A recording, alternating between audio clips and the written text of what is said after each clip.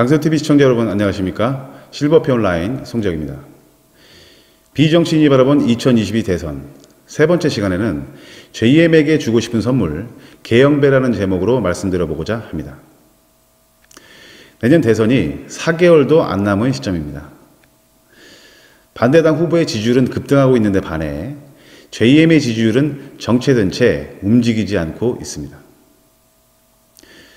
아직 JM과 집권당은 지지율 정체의 심각성을 잘 모르고 있는 듯 하기도 하고, JM은 공식 석상에서 정체된 지지율은 자동적으로 오르게 되어 있다고 말하며, 반대로 상대방 후보의 지지율은 자동적으로 떨어질 것이다 라고 말한 것으로 알려지기도 했습니다. 이는 JM이 지지율 정체의 본질을 제대로 파악하지 못하고 평소 가지고 있는 그의 품성대로 남을 탓하거나 실체 없는 희망을 말하는 것으로 보인다는 시각들도 있습니다.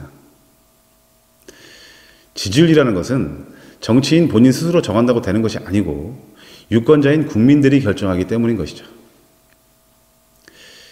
비정치인인 소시민들이 보기에 JM의 지지율 정체의 근본적인 원인은 대통령으로서의 품격 미달, 정상적 사회인으로서의 일탈행동, 법 위반 의혹, 그리고 용공좌파 중심 행정 이력 등으로 다양할 것입니다.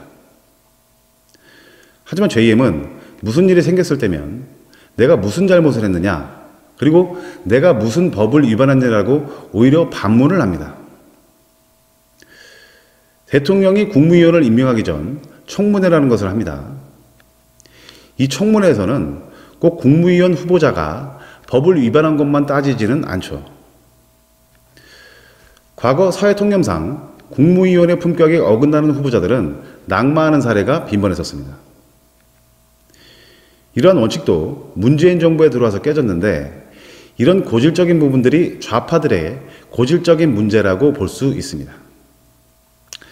JM 역시 골수 용공좌파 의혹을 받고 있는 자로서 같은 맥락을 유지하고 있습니다.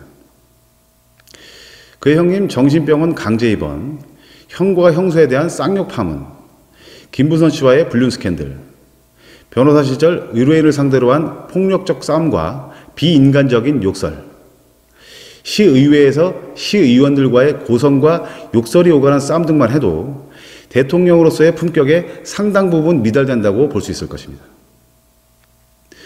그렇지만 정작 JM 본인은 대통령 후보가 되고서도 이런 것은 전혀 대통령이 되는데 문제가 되지 않는다고 생각하는 것 같습니다. 만약 JM이 대통령이 된다면 국민 정서와 다른 흠결이 있는 장관 후보자가 생긴다고 해도 대통령은 전혀 문제 삼지 않게 될 것이고, 그렇게 된다면 대통령부터 장관까지 모두 흠결로 가득 찬 인물들이 대한민국을 이끌어갈 것입니다. 정상적 사회인으로서의 일탈행동은 어떤가요? 대통령이라는 자리는 대통령의 생각만으로 혼자서 모든 것을 이끌어가는 자리가 아닙니다. 대통령의 호의적인 국민이 있는데 반해 그렇지 않은 국민들도 있기 때문이죠. 이런 국민들의 의견을 균형 있게 조화시켜 국가를 리드해야 하는 것이 대통령인데, JM은 성남시장이나 경기도지사 재임 시절 사회 전반적인 반대가 있음에도 불구하고 무조건 자신의 생각을 밀어붙이는 일이 많았었습니다. JM은 이것을 JM은 한다라고 내세우며 자신의 가장 큰 강점이라고 주장하고 있습니다. 하지만 이러한 JM의 행태에서 우리나라 역대 대통령 중 독재 국가를 만들 수 있는 가능성이 가장 농후한 인물로 보는 이들이 많습니다. 자신의 의사에 반대하면 정신병원에 보내고 조폭 등을 내세워 공갈 협박하는 일이 발생함으로 인해 과히 독재 국가와 공포 국가를 만들 수 있는 가능성이 존재한다는 것이죠. 다음으로 JM의 법 위반 가능성의 여부도 배제할 수 없습니다. 아직 조사가 진행 중이기 때문에 그 실체가 밝혀지지는 않고 있지만, JM이 대장동 사건에서 뇌물을 직접 받지는 않았다고 할지라도 사건이 돌아가는 실태를 바라보고 있으면 최소한 직권남용이나 배임행위, 변호사비 대납 등의 죄에는 해당될 수 있다는 것이 아마도 정설일 것입니다. 하지만 JM은 이러한 가능성들에 대해 강력하게 부인하고 있습니다. 이미 여당의 대통령 후보로 선정된 시점에서 경찰과 검찰이 적극적으로 수사를 하지 않는 경향을 보이고 있고, JM 측이 어쩔 수 없이 특검을 수용한다고 할지라도 대통령 선거를 마치기 전까지는 물리적으로 특검의 결과가 나올 수 없는 그 한계도 있을 것입니다. 하지만 JM이 차기 대통령이 되지 못하면 JM의 문제는 반드시 다시 거론될 것이고 특검도 이루어지게 되어 그 죄상이 낱낱이 밝혀지게 될 것입니다. 국민들의 제보 또한 본물을 이룰 것은 안 봐도 뻔한 일일 것입니다. 위에서 언급한 사실들 외에도 비정치인인 일반 국민들이 가장 염려하는 것은 이미 문재인 정부에서 밝혀졌듯이 JM의 용공좌파들과의 밀월이 국가를 위태롭게 하는 큰 문제로 대두될 수 있다는 점입니다. JM이 대통령이 되면 성남시장이나 경기도지사 시절 함께했던 많은 용공좌파 사회주의자들이 청와대나 국무회의를 점거하고 JM식의 북한 해바라기 정책을 넘어서 나라를 아예 북한에 갖다 바치는 일이 발생할 수도 있다는 것을 경계해야만 합니다.